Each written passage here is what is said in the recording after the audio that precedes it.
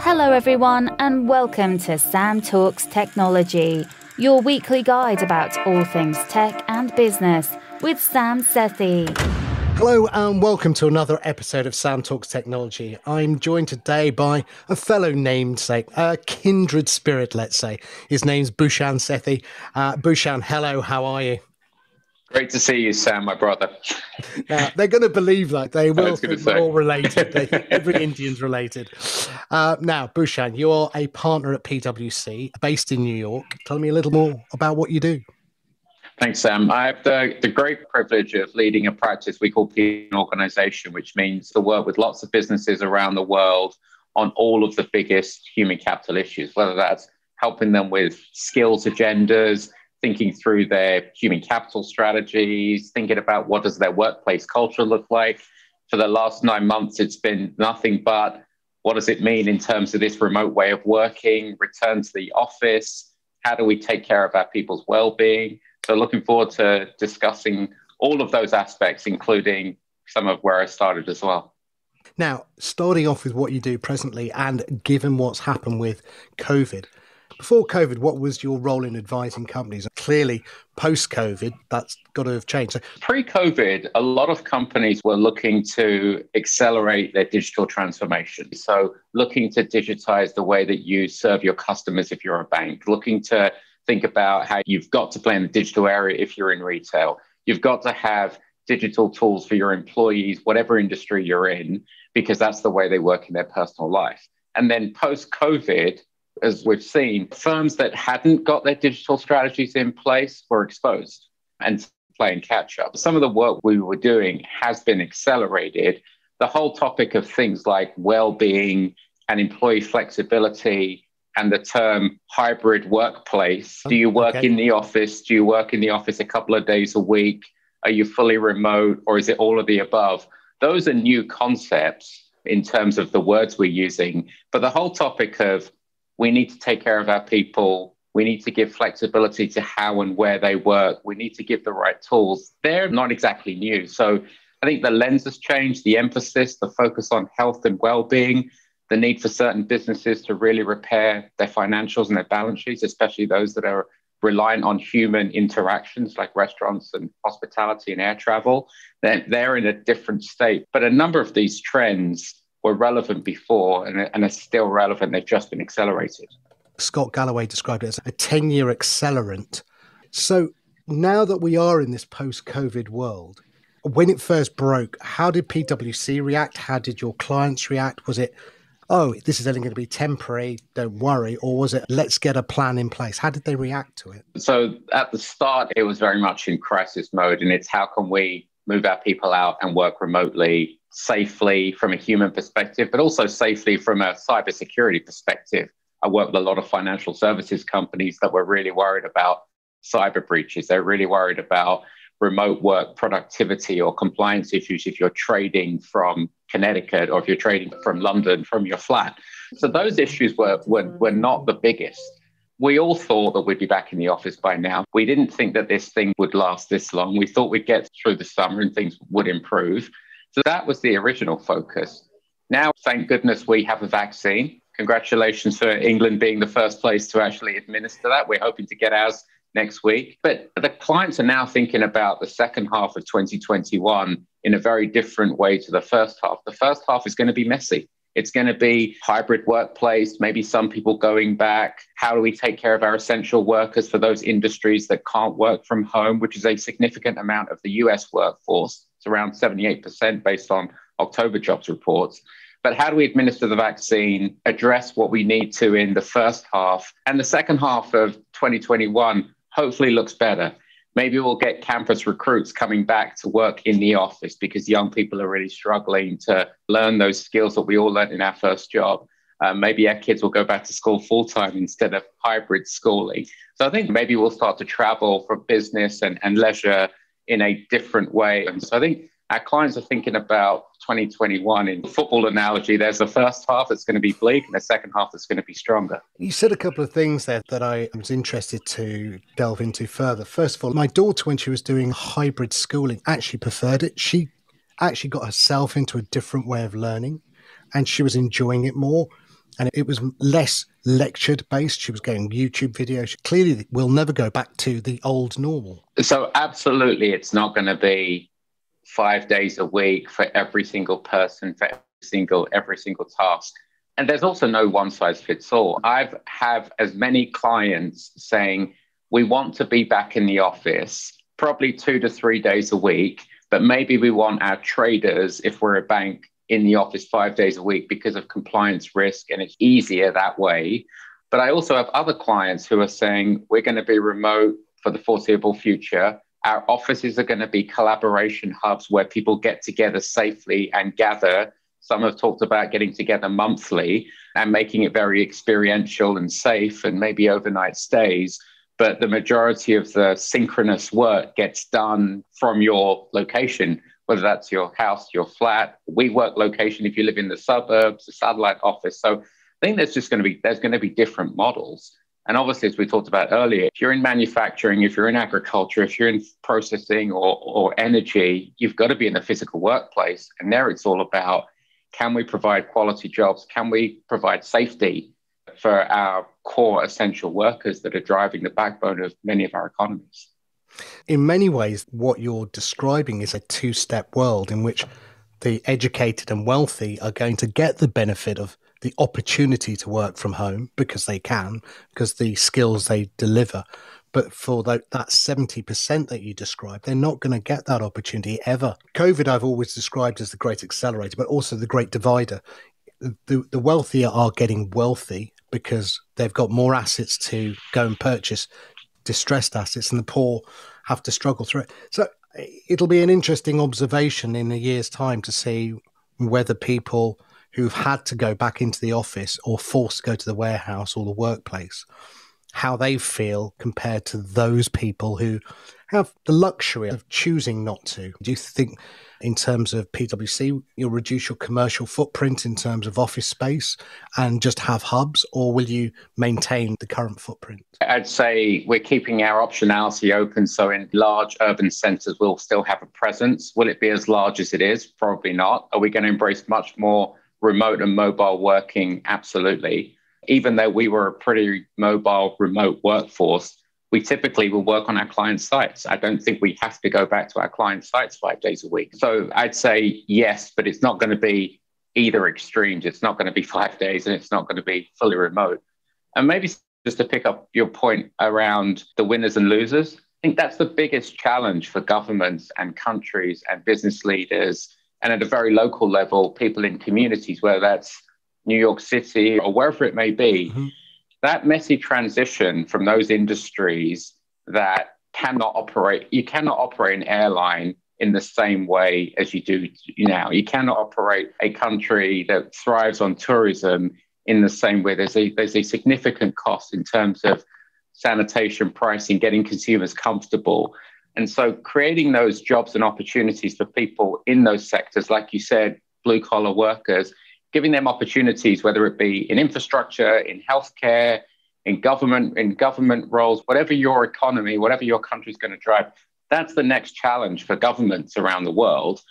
And interestingly, places like the G20 are looking at this, and other global institutions like the World Economic Forum are looking at how do we create quality jobs? How do we make sure that jobs aren't just to execute tasks, they're actually giving people skills for future employment. So we may work in warehouse and distribution today, but how do we build transferable skills so we could be an entrepreneur in the future, or we could help with telemedicine in the future? And that messy transition, the reskilling across sectors, is the next challenge for us all, I think, and our children, given the fact you mentioned schools, in the years to come. What worries me is with the vaccine, we will take the easy path and go back to what we know. I wonder what you think the things we've learned through COVID will retain.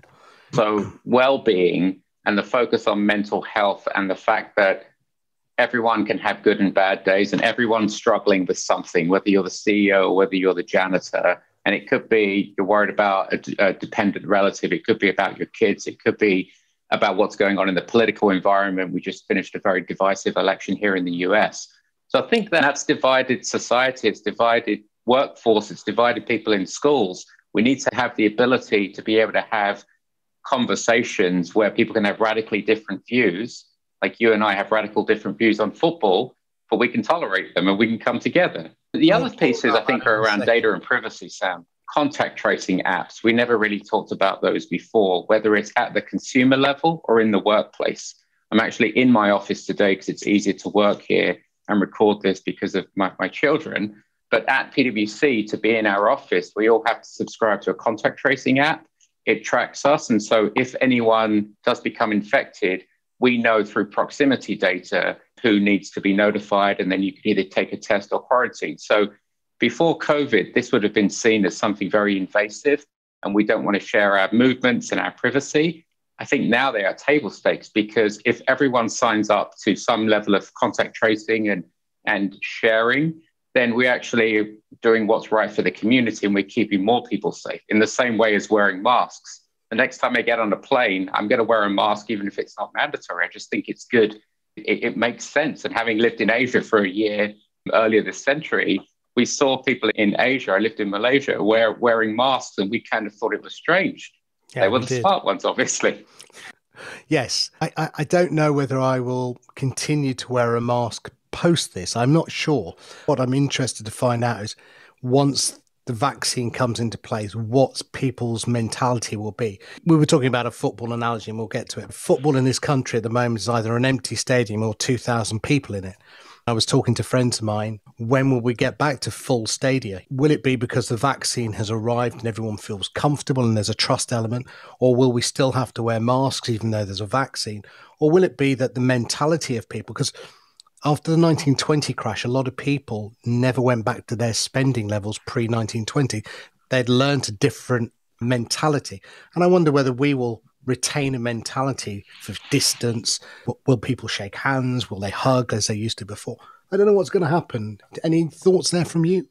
I think from a business perspective, businesses are planning for all of the above. So there's as many companies that are planning for, I heard the term the other day, revenge travel. So when people are through this, they really want to go and take vacation, and their propensity to spend is high, and they're happy to do that. And you've got to make sure that you differentiate through safety and having a safe experience. There are some consumers that have a very different risk appetite and do not want to congregate with mass groups of people. They do not want to go to a theatre or a football stadium. But how do you kind of market to them? Back to our football analogy, there'll be some people that never come back to football stadiums because they won't want to be in a crowded pub or a crowded stadium. And there are many people, as we've seen in the last 2 weekends, who cannot wait to get back into that environment. I'm in the middle. I can't wait to get back to the stadium, probably wearing a mask and probably being distant. But I think there's not going to be a one-size-fits-all. It's based on different attitudes and different risk attitudes. We've even seen that in the US in the summer, where a number of young people were wanting to go on their spring breaks and wanting to go on their summer vacations. And I think we've seen that in parts of Europe too. So I'm not sure there's going to be a one-size-fits-all in terms of attitudes around safety and kind of social behavior. I think as somebody who's a psychologist will be observing this with great interest in what happens to the state of people's mentality, and culturally as well. Will it differ between East and West? But that'll be interesting. Now, before we go on to talk about more of the future of the work, let's go back a little bit to your past. Where were you born? Where did you grow up? I was born in Finsbury Park, North London. Indian parents, first generation Indian, 2 sisters. And then we moved out, like every good family, we moved out to the suburbs in Hertfordshire when we could afford to, because the schools were free and they were better. And so, come on, what school did you go to? I have to name check it. I went to Gough School, very good state school, and it was in Hertfordshire. And then I went to a university called the University of Essex. Spent 3 great years there. My first job was in Nottingham for Boots on their graduate training scheme. Spent 3 years there, and then joined PW because I really wanted to travel and consult, and then had the opportunity and the good fortune to live in Europe and Asia, and then eventually found my way to the US, where I've been for the last 20 years. So again, just taking a few steps back, North London, is that why you got into being a Spurs fan? You could have chosen Yes. Arsenal. Was it a flip of the coin? Someone gave you a shirt for Christmas? What was it? I think it was one of my friends in primary school was a Spurs fan. Him and his father took me to my first game in 1983. And it was a love affair ever since. And still to this day, I'm hopeful. As we record this, we're sitting top of the tree. So Can I just let's point hope out that lasts. goal difference, and that's till Wednesday it lasts. It's Liverpool versus Spurs, and I'm a massive Liverpool fan, as everyone knows. It'll be interesting. Who was your first idol? Mahatma Gandhi was one that we obviously grew up watching the film, understanding about him. My grandfather was a diplomat and he traveled to England for India, and he traveled to England very often. And I got to ask him lots of questions about Indian history and politics and world figures. And that had a kind of real kind of focus area. And again, as you get older, things change. You realize that Gandhi's kind of got a different perspective if you talk to Gandhi's children, if you talk to other people in the country. But as a child, he was one that comes to mind. Brilliant. Now, having grown up in England, you and I probably had very similar experiences of growing up in England. I had to adapt to the culture very quickly. I was born in India, but I came over at 6 months old. But I was the only Indian kid of a school of 1,000 white kids at Loughborough Grammar School. And Leicester was very close on the doorstep, which is a very Asian community. And the racism level was pretty high. But I got away with it because I played rugby and I was good at it. Oh, you may have heard this expression before. You're okay. You're like one of us. The most horrible expression you can pick. But what was your childhood experience at school? Was it similar background, similar in terms of we moved to the suburbs. We were the only people, very few people of color, black or brown in the school. So we had everything from casual racism. My parents grew up with racism in the workplace. It was normal. We've had bricks thrown through the windows. I've been called a Paki like everyone else and explained to them I'm from India, not Pakistan. And so it's just interesting because looking at England today and looking at my kids and your kids, they don't experience any of that stuff. They probably wouldn't believe any of that stuff, but it shaped us and made us grateful for who we are and passing kind of that heritage to the next generation. But it was tough times in those areas, but I think it's grounded all of us. I was more hopeful probably back in 2012 when, the UK hosted the Olympics. Mo Farah was winning, Jessica Innes-Hill was winning, Greg Rutherford was winning. It was this multicultural positivity around the country. And I have to say, sadly, I think with Brexit and with Nigel Farage and many of the policies that are being implemented, I think we're going certainly down populist routes, and racism has risen its head. People who wouldn't have said the word Paki or wouldn't have challenged a Polish person or are now emboldened to come out and use expressions again and use that horrible statement, which Trump also used, which is go back to your own country. I think that's the Britain that currently exists under Boris Johnson and the Brexit economy, unfortunately. You've had Trump for 4 years. How's that been? It caused a lot of racial divide as well in America. So extremism is on the rise. So extremism in terms of the intolerant views, whether it's based on race, whether it's based on sexual preference, whether it's other forms of identity.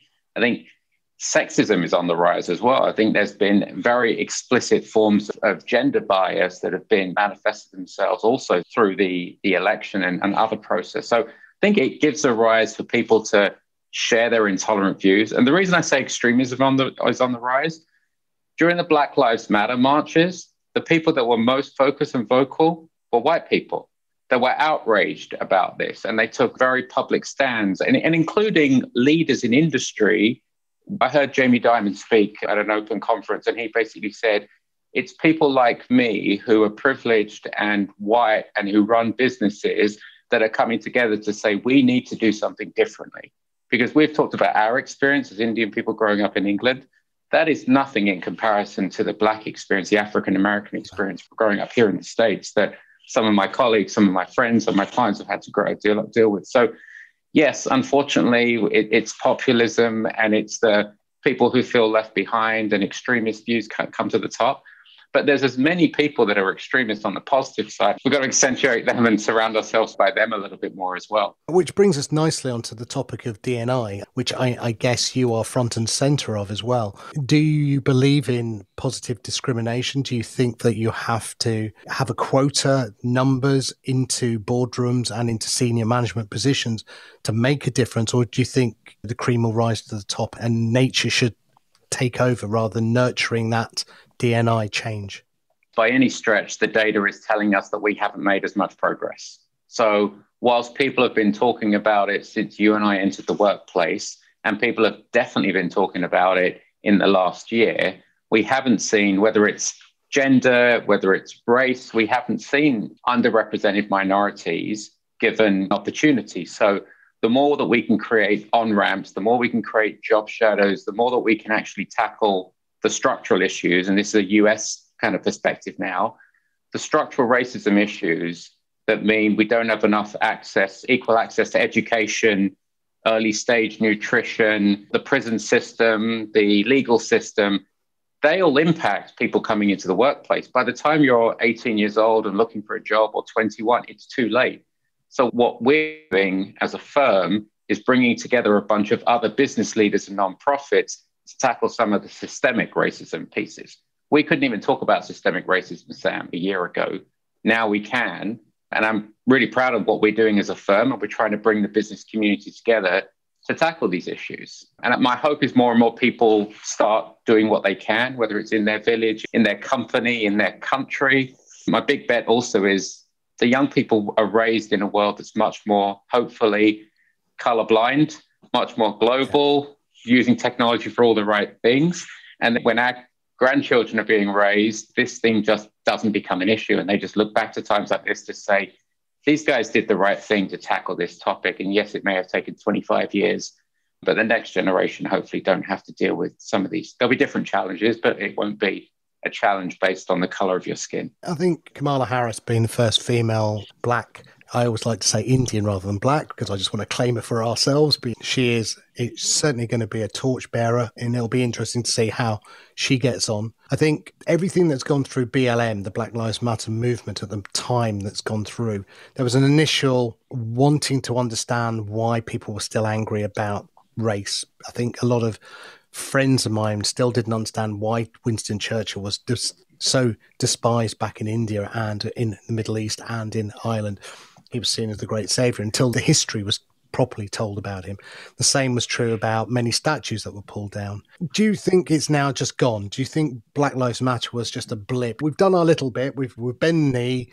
We've made a few people onto the board. We've made a couple of changes to the thing, but reality is it'll wash away and we'll get back to doing what we did. Do you think it'll stay or do you think it will disappear? It's obviously really hard work to sustain it. It has to be sustained. My perspective is you sustain this through economic development. So I'm working with an institution that's looking at businesses in one of the states in the US. And what they're looking to do to tackle systemic racism is they're saying, how do we drive economic development? How do we work with the banks to give better credit to minority-owned businesses? How do we help people who are making minimum wage with things like their childcare or with the digital divide and getting their kids broadband access so that they can actually do homeschooling? So the more that we can tackle it so that people can actually get opportunities to work, to run small businesses, to own businesses, to get better credit policies, more suppliers into certain companies or minority business, then we can start to address it. Because I love the fact that you read Professor Galloway, I do as well. I agree with his point about capitalism is right, but it needs to be capitalism on a bed of empathy. And the more that we can rise up and give people opportunities to work, especially because of what you said before, the pandemic's hit the lowest socioeconomic, and the lowest socioeconomic in the US are more people of color and underrepresented minorities. My hope is we address it through that. We still need to keep marching. We still need to keep tallying the numbers around gender and diverse ethnicity representation. But if we hit it through economics and business creation so that there's money in people's pockets and opportunity for the next generation, and they see the value of either college or vocational learning, or like you said, just asking good questions and having the best of hybrid learning and using technology when you can and other kinds of learning, I think that's the hope I have around it. But it's a complex situation that needs business people and academics and educators and law enforcers and governments to come together. Given what you just said, are you on the side of hopefulness or the side of pessimism that COVID will have made a positive impact or a negative impact the way that we go forward? How do you see its impact? I think looking back, COVID will impact pieces around how and where work gets done. It will shine a light more on divisiveness in society and the disparity. Like you said, the K-shaped recovery is really good for those on one side and really not on the other. It's hope followed by action. So if every business leader, every parent, every person in their community does their bit, whether it's putting their hand in their pocket, giving their time, calling out bad behavior, educating their children, giving internships to underprivileged people, whatever it may be, I think that gives me hope that hope combined by the actions that you can take as an individual or a company or a country is what I think can get us through this. Otherwise, the future's bleak for all of us. Now, talking of hope, being a Spurs fan, because they are always hopeful, where do you, as a betting man, a gentleman's agreement bet, where do you think Spurs will end up this season then? Where do you feel We'll definitely win a trophy. I just don't know if that's going to be a minor trophy or a major trophy. If I was a betting man, I would say hopeful for top four. Anything else would be a bonus, but I'm enjoying it while it lasts, even though football just feels strange in empty stadiums. Watching it on the back channel with a lot of my friends, the thing that's most annoying for us is VAR at the moment, which is, for those who don't know what VAR is, it's the video assistant referee, and it's just spoilt the game. I love technology and I was an advocate of bringing it in. I actually now want to take it out. They're trying to make a game that is complex and imperfect into a game that is perfect. And I think by trying to make it perfect, your elbow, your little knee, your fingernail was offside. I think they've taken the joy.